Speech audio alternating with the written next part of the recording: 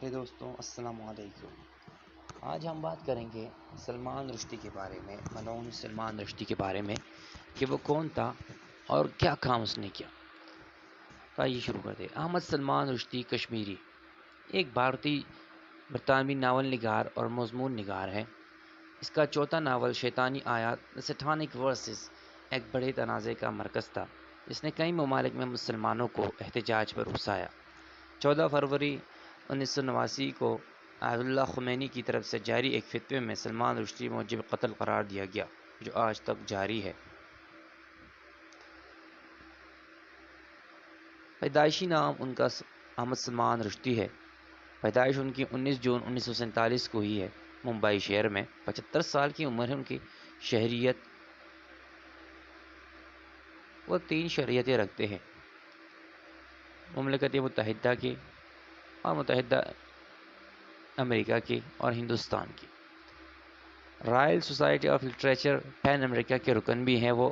ان کی بیوی کا نام پدما لکشمی ہے۔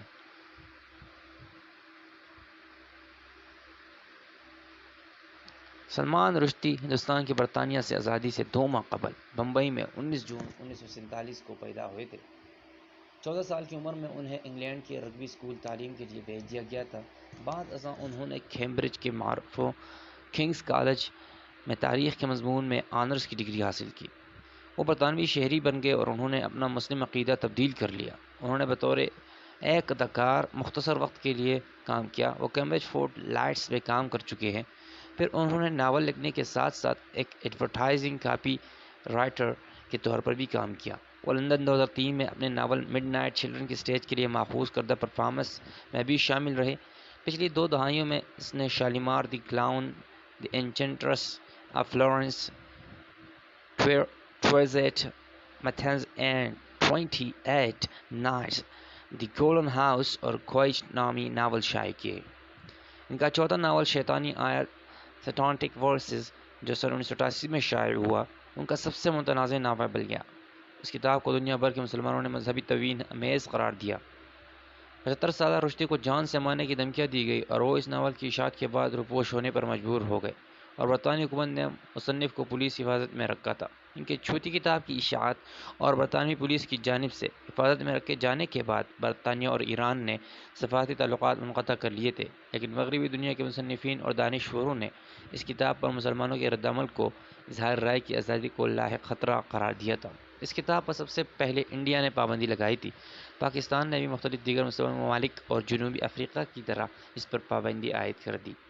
مصنف سلمان رشدی کی چوتھی کتاب کی اشاعت کے 1 سال بعد 1989 میں ایران کے رہبر اعلیٰ آیت اللہ روح اللہ خمینی نے ناول نگار کے قتل کا فتویٰ یا سرکاری حکم نامہ جاری کیا تھا۔ جنوری 1989 میں بریڈ فورڈ میں مسلمانوں نے رسمی طور پر کتاب کی ایک کاپی جلا دی تھی اور نیوز ایجنٹ ادارے WH اسمتھ کو وہاں اس کتاب کو رکھنے سے منع کیا تھا۔ تاہم سلمان رشدی نے توہین مذہب کے الزامات کو مسترد کیا تھا۔ فروری 1989 عیسوی میں برصغیر میں رشدی مخالف مصادات میں کئی افراد مارے گئے۔ تہران میں برطانوی سفارتخانے پر پتھراؤ کیا گیا اور مصنف کے سر پر $30 لاکھ کا انعام رکھا گیا۔ دریں اسناد برطانیہ میں کچھ مسلم رہنماؤں نے اعتدال پسندی پر زور دیا، جبکہ دیگر نے ایران کے رہبر اعلیٰ آیت اللہ کی حمایت کی۔ امریکہ، فرانس اور دیگر مغربی ممالک نے سلمان رشدی کو دی جانے والی موت کی دھمکی کی مذمت کی تھی۔ سلمان رشدی اس وقت تک پولیس کے پہرے میں اپنی بیوی کے ساتھ روپوش رہے۔ انہوں نے اپنی کتاب کے ذریعے مسلمانوں کو ہونے والی تکلیف پر گہرے افسوس کا اظہار بھی کیا تھا، لیکن ایران کے رہبر اعلیٰ آیت اللہ خمینی نے مصنف کی موت کے لیے اپنے فتوے کو قائم رکھا۔ وائکنگ پنگوئن کے لندن کے دفاتر سے پبلشرز کو پکڑ لیا گیا اور نیو یارک کے دفتر میں عملے کو جان سے مارنے کی دھمکیاں دی گئی تھی، لیکن اس سب سے کے باوجود یہ کتاب بحر اوقیانوس کے دونوں کناروں پر واقع ممالک میں سب سے زیادہ فروخت ہونے والی کتاب بن گئی تھی۔ مسلم ممالک کی جانب سے اس کتاب کی اشاعت پر شدید رد عمل کے نتیجے میں EEC ممالک نے اس کتاب کی حمایت کی اور ان مظاہروں کے خلاف تمام ممالک نے عارضی طور پر تہران سے اپنے سفیروں کو واپس بلا لیا۔ 12 اگست 2022 کو نیو یارک میں ان پر قاتلانہ حملہ ہوا۔ زخمی حالت میں ان کو بذریعہ ہیلی کاپٹر ہسپتال منتقل کیا گیا، تاہم وہ بال بچ گئے ہیں۔ ان کی پہلی لکھی گئی کتاب گریمز نے اشاعت کے بعد بڑی کامیابی حاصل نہیں کی، لیکن کچھ ناقدین نے انہیں ایک اہم صلاحیت کے حامل مصنف قرار دیا تھا۔ رشدی کو اپنی دوسری کتاب مڈ نائٹ چلڈرن لکھنے میں 5 سال لگے۔ اس کتاب نے 1981 کا بکر پرائز جیتا تھا۔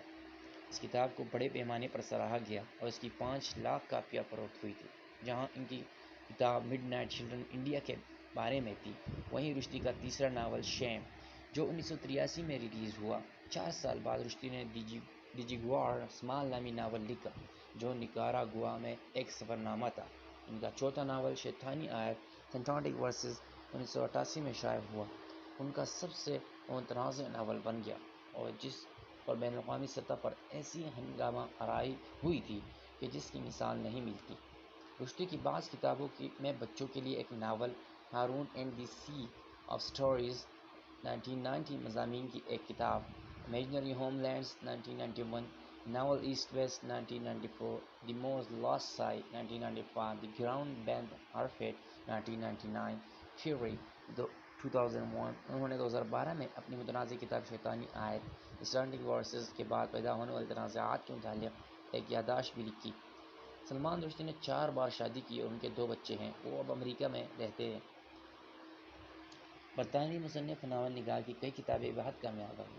ان کی دوسری ناول مڈ نائٹ چلڈرن نے 1981 میں بکر پرائز جیتا تھا۔ ادب کے شعبے میں ان کی خدمات کے لیے 2007 میں انہیں نائٹ کا خطاب دیا گیا۔ Companion of honour 2022، fellow of American academy of art and sciences 2022، ہوسٹا بک اعزازات برائے شیطانی آیت 1988۔